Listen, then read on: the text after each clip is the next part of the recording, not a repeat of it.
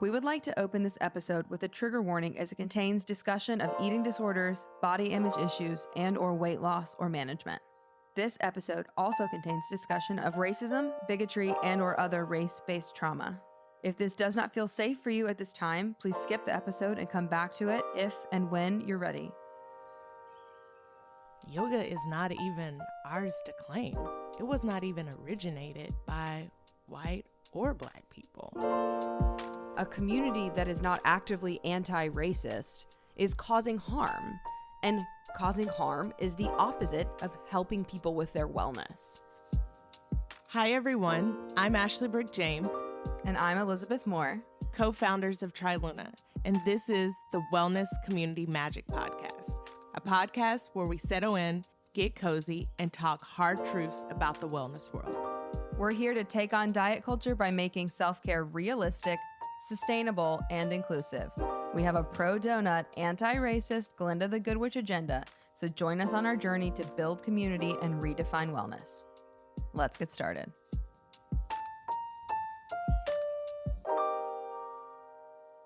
Hello, everyone. Hey, Liz. Hi, Ashley. So today we are going to be talking about community and what does community mean to you? And have to do with wellness. Why is a wellness company talking about community? Absolutely.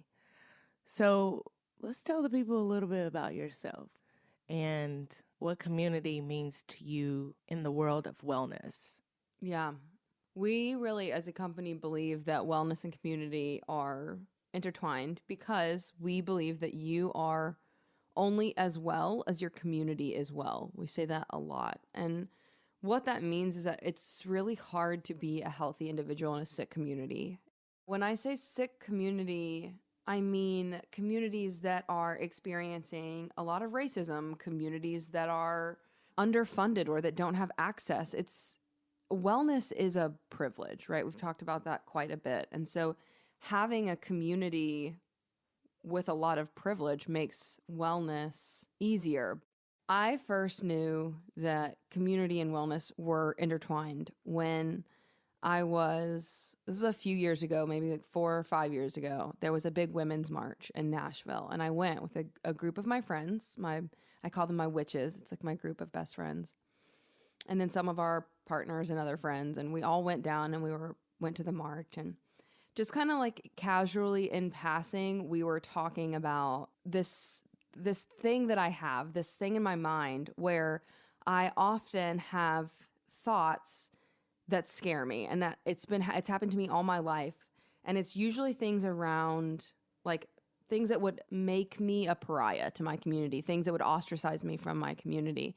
So like when I was young, I really loved my teachers. I was like a major teacher's pet. I just wanted to hang out with the older people and learn from them and hang out with them and for them to love and approve of me. It makes sense. She's that old lady.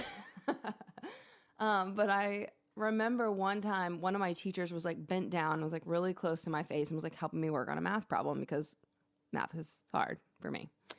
And I remember being so grateful that she was helping me. And then I just had this thought, like, what if I just spit in her face right now? Like, what if like I lost my mind and lost control of my body and I spit in her face? And then she hated me and everybody thought I was a freak and then nobody ever talked to me ever again. And that kind of thing has been happening to me all my life. It happened again. I mean, it happened all the time, but one other time that I really remember that really sticks out was I was sitting in my dad's office with my mom. For whatever reason, my dad wasn't there, my mom was. And I just looked at my mom and I was like, Mom, I'm in love with Christy from the Babysitters Club. She's not real, but I'm in love with her. And my mom just looked at me and she goes, no, you're not. But I was afraid that I would fall in love with someone that wasn't real and then I would be a freak and everyone would think I was so strange or no one would ever be my friend. And this has continued into my adult life. You know, it's like, I think when we're talking about this kind of phenomenon, psychic phenomenon, most of the time people will reference like, what if I just drove off of this bridge right now? Or like, what if I just crashed my car right now? Like I could do it. And when we were on that bridge, we were walking over the bridge in Nashville for the Women's March. I remember that so clearly because I am afraid of bridges. And my friend goes, "Oh yeah, you know, those are called intrusive thoughts. It's like it's like a thing. It's like a thing people deal with." I like kind of had this like mind-blowing moment where I was like, "Oh shit, not only am I not the only one that deals with this, but it's not abnormal." And so I started doing some research into it. They're called intrusive thoughts, and actually from what I've read, and I'm not a doctor or a psychologist or a psychiatrist, so you should talk to one of them about this. But it can be, but is not always a precursor to OCD. And it's like these repetitive thoughts that make you feel like you're going to do something bad. But the more afraid of them you are, the less likely you are to actually act on them. Most of the time, people do not ever act on them. But I would never have known that intrusive thoughts was something other people were dealing with if I had not had the vulnerability to tell one of my friends that day that I was like really struggling with this. I don't even remember how it came up, but in telling this person, I got validation, I got access to help, I got this openness in my body and in my mind that was so new to me. And I knew that day that vulnerability and community would always be part of my mental health moving forward.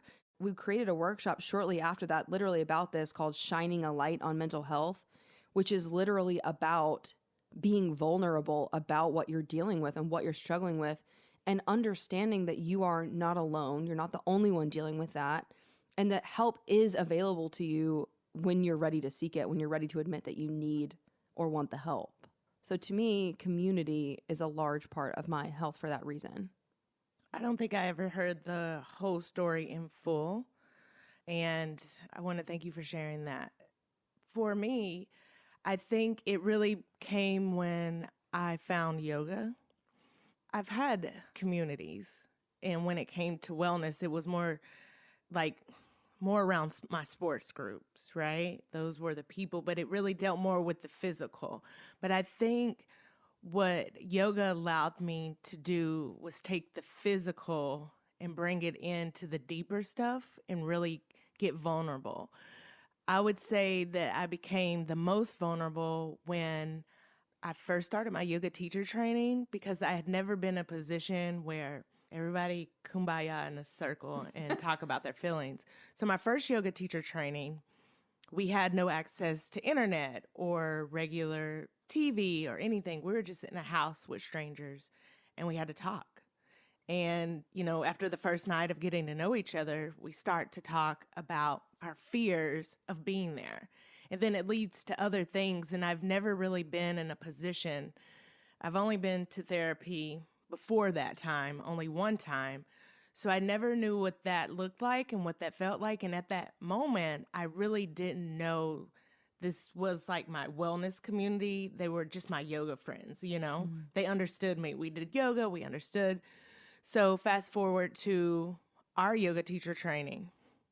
And this was probably the most sharing, eclectic, vulnerable in their own ways group of women that really brought things to the table, that really made you think about things. I mean, and very smart women too. So I feel like in that training is when I really understood that it's okay to share what's going on in the Black community. My mom was she wanted us to express our feelings and talk, but it kind of went inside our house, you know? And when it came to like therapy is always downplayed. Like, what do you need a therapist for? I feel like the Black community, the BIPOC community, is just getting to a point where therapy is accepted, talking about mental health is accepted. So what really, like I said, got me into being able to be vulnerable and share those stories was coming into my yoga teacher training.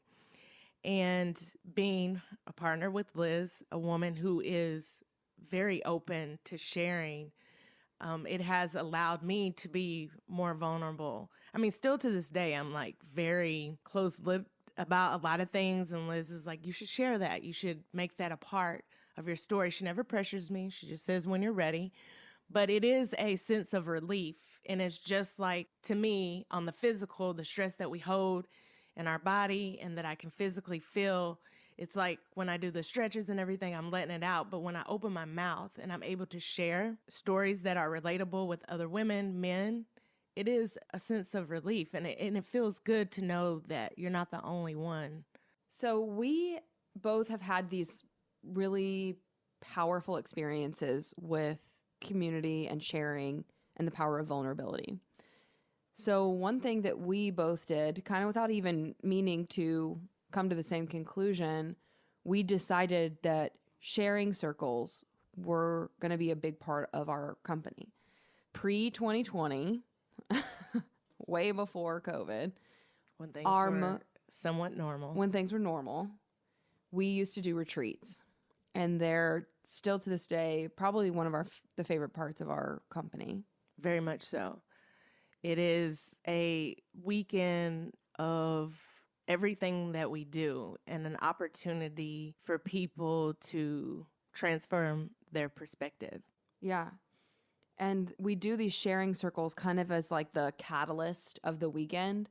So we have activities all throughout the weekend, yoga, cooking classes, all the like kind of fun stuff you think of when you think of a wellness retreat.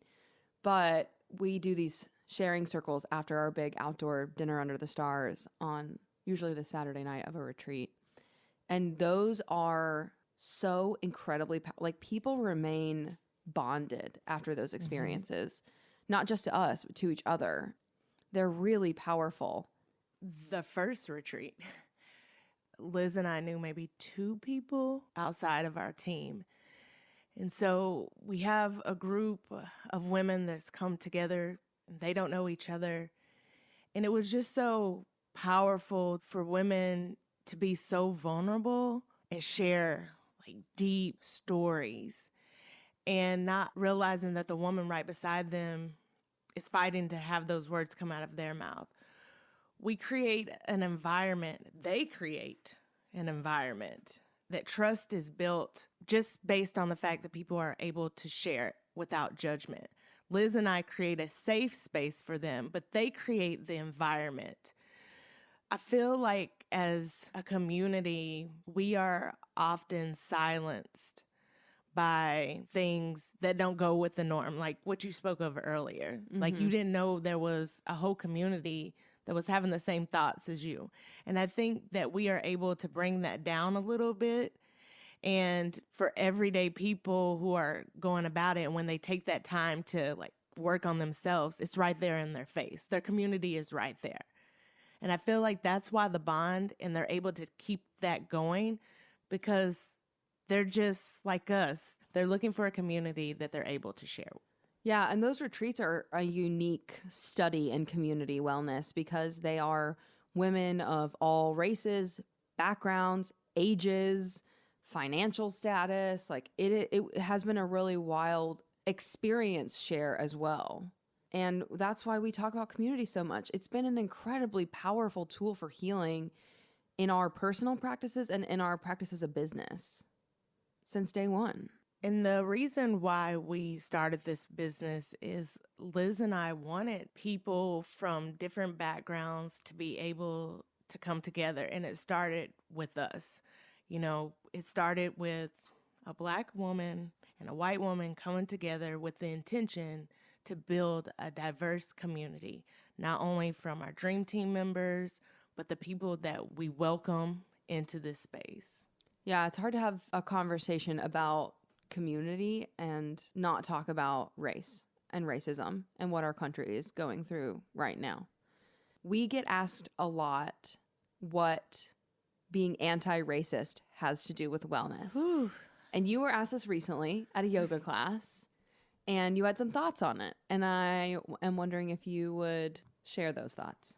Yeah, I don't mind at all because, of course, the first initial thing for me was to become defensive because it's like, how could you not? It seems obvious now. Yeah, it seems us. very obvious.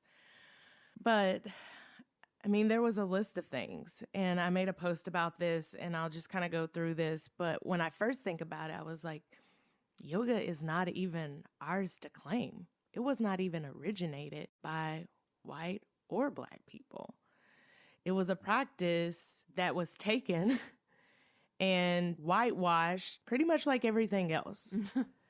And then when you think about the mental and physical stress and the overall oppression on the BIPOC community, when I first started doing yoga, this was a relief for me to let go of things that happened to me in my everyday life. And I felt like there wasn't a lot of people that looked like me in this space because they did not see representation of themselves. This is the prime practice. This is a practice where we actually can focus on ourselves and on our breath and kind of look at the things, slow down and look at the things that we're going through. And because we don't see representation of ourselves, you're not going to see many people that are in the studios. With that being said, like me being here in Nashville, I've been doing yoga for almost 10 years. And I honestly can count on one hand how many teachers come from diverse backgrounds that are teaching here alone in Nashville. And I think that's pretty sad. And I think the reason for that is also we have big corporate companies like Lululemon and our local branch of Outdoor Voices not showing diversity on their feeds or ambassadors. Like just this year, a really good friend of ours got to be an ambassador. And that was really the first person that I knew that was Black to be an ambassador for Lululemon. And so again, it plays back into that representation of it all. Spiritual bypassing, a lot of people might not be familiar with this term, but I'm just going to break it down for you. It's that love and light and good vibes that you're pushing in people's face. People come to this practice to find a sense of relief and sometimes to find a community like we create to be able to share. And just commenting with things like, oh, everything will be fine if you work hard, or I'll pray for you, or love and light, or good vibes might not be what that person is looking for at that time. Maybe they need that sense of community to be able to share. And I feel like the people in my community are faced with that most. It goes all back to representation, our magazines. And I'm going to say this, Yoga Journal, I've only seen a handful of diverse people on the magazines. And so if you don't see reflections of yourself, you're not going to show up for yourself. So that list alone is why racism has everything to do with yoga, and not just yoga, but the fitness industry and wellness industry in general. Yeah, if we believe that you are only as well as your community as well, then a community that is not actively anti-racist is causing harm. And causing harm is the opposite of helping people with their wellness. So you cannot have wellness without addressing racism and systemic and social inequality. You just can't. They have to be addressed at the same time, especially in a world where wellness is a privilege. And it often is expensive, right? Like Very much so. By making wellness more community-based and more about community care and community growth and rooting out racism and inequality, we are actively working on the health and wellness of more people than just like getting one person to go to a single yoga class, not seeing themselves represented, leaving and never coming back. Like if we can address the larger issue and make wellness a more inclusive space, everyone benefits. So that is why we believe that wellness and anti-racism are related. True that. Period.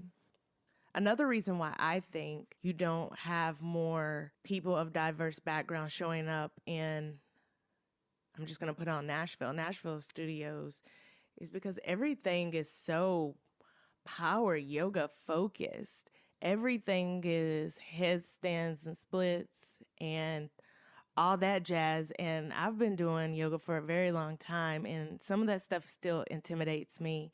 And I can only imagine how people who are just looking to start something new, to try yoga, to show up for themselves, feel when they're going into a yoga class and poses are being called out that they've never heard of.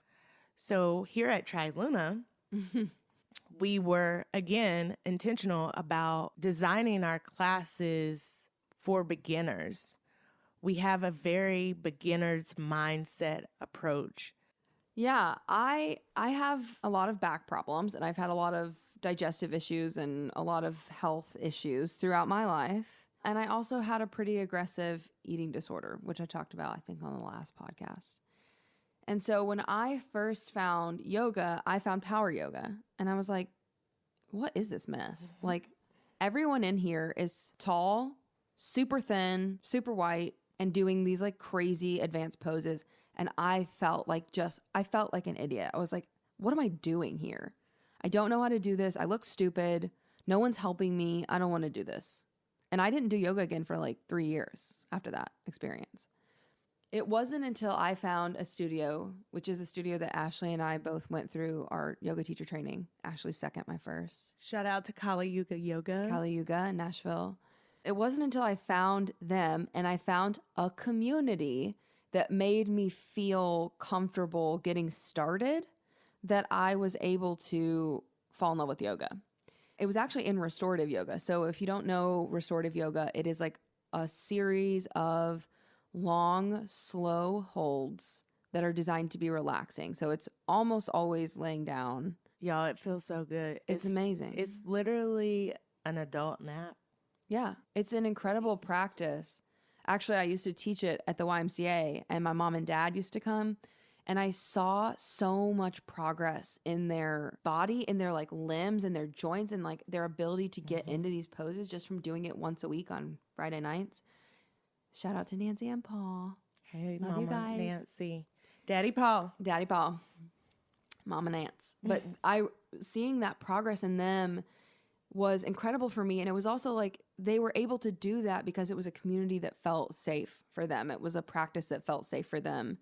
And I wanted to create that. And I wasn't finding that. Like everywhere I went, I felt, except for Callie, felt like I had to be an expert to even walk in. And it prevented me from this practice for a long time. Like that's why we teach to the beginners. Like if you're an advanced yoga practitioner, you know to do a chaturanga when someone says go through a flow. So I don't need to tell you to do that. Like you got it if you are an advanced practitioner.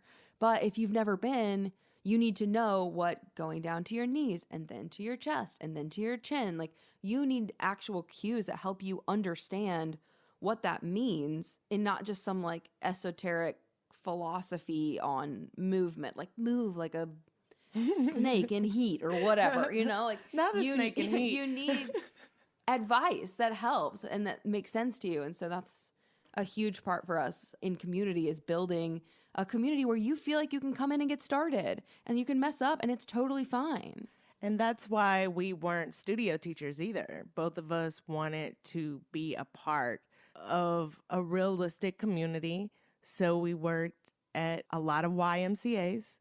We worked at a lot of corporate offices because we wanted to bring real yoga back. Yeah. And just real movement. You know, it's like we say yoga a lot because Ashley and I are yoga teachers, but we also have HIIT instructors and we have African dance instructors and we have all different types. We have bar and we have Pilates, like you name it, we have those practices. And all of our teachers know when they come in, not only are they not using diet language because we don't do that's that. not what we do, but they are also taught to teach to the beginners and they can queue up for the more advanced practitioners. But no matter what the movement practices, we want people to feel comfortable and find a space that makes them want to move. Absolutely. So before we leave, here's some things. Time to go? Before we leave, we have some things to recommend that you try. Everyone is unique and individual, so pick one thing and work with that and see if that feels good in your body. We're not here to tell you what to do. We're just here to offer some tools. So when I'm dealing with intrusive thoughts, I have over the years found a bunch of things that work for me. But the most powerful thing that I have done for myself is go to therapy, straight up. Finding a therapist that you like can be difficult, but it's important that you find one that you really resonate with. And if therapy is not accessible to you, one of the things that I do is getting my thoughts out. by journaling. Journaling is a big form of self-therapy for me. I know right now, with us being in COVID, it's kind of hard to gather and come together. But Liz, you said something very meaningful on last week when we were talking about the wellness part, but your best friends meeting with them is kind of a form of release for you right now. And so being engaged with the people that bring us back to our foundation. And also there are multiple levels and ways and types of therapy. So going to an individual therapist one-on-one is pretty pricey. It's upwards of $100 or more. However, there's also group therapy, which can be more affordable. There's now talk therapy, like through an app. I know a friend who is a psychologist and she works for them and she loves it. And it's been a really powerful for her as a practitioner and for her clients. So there are multiple ways. There's also there's a lot of places that do sliding scale. If you're here in Nashville, you can reach out to us and we'll offer some recommendations. But there are many ways to afford therapy that aren't just you sitting down in front of a practitioner by yourself and paying full price for that. But if money is not an option, I mean, if it's just not realistic, what are some other things, besides journaling and connecting with people that you feel safe with? What are some other things that you would say? Because we are in a different time. And money looks different to a lot of people. And I know that I'm not able to go to a therapist like I want to right now. So what are some other things that you find useful? Yeah, I think meditation is a really powerful practice for mental health. I think journaling is, and sharing is, and vulnerability is. There are a lot of ways that you can benefit your mental health that aren't only going to therapy. Check out our show notes. We'll have some resources listed for you. Remember, we're not doctors. We don't claim to be. We're just trying to pass on useful information to help everyone during this hard time. As we close out the show, I'm talking about community. Liz, you got anything else you want to say? No, I mean, yes. I said no, but I mean yes. Of course you do. It said simply, just boiling it down to its simplest component, it is easier to maintain health and wellness in a supportive community. It just is. And so sometimes that's hard to find. And it's okay if you don't have that. It's not going to break you. But if you are looking for community or you need some help getting plugged in or you want to learn more, you can visit our website or you can email us directly at hello@trilunawellness.com and we will try and get resources to you. Someday we're going to bring back retreats. Someday When it's safe. If we don't, I'm quitting. Just kidding. Don't say that to me. That breaks my heart. I'm just kidding, but they are our favorite. And one day we will bring them back and we will continue to create spaces for you, the community, to show up if you choose. So is that it? And that's all? That's it and that's all. Until next week when we talk about our favorite thing. Magic. Everyday magic. We love some magic. We're going to break it down. So join us next week as we talk about magic and how magic can impact your wellness, how wellness is magic, and how the two are related. We're going to talk about crystals. We're going to talk about tarot cards that most people are scared of. We're going to talk about how we have different religions how we deal with that in our business. And it's just going to be really good. So it's going to be very interesting. Don't let the word magic fool you or scare you. We're just going to continue to create these comfortable, safe, cozy environments where we're talking our hard truths. So till next time, my friends, we love you and we mean it. And holla at your girl. That's it and that's all.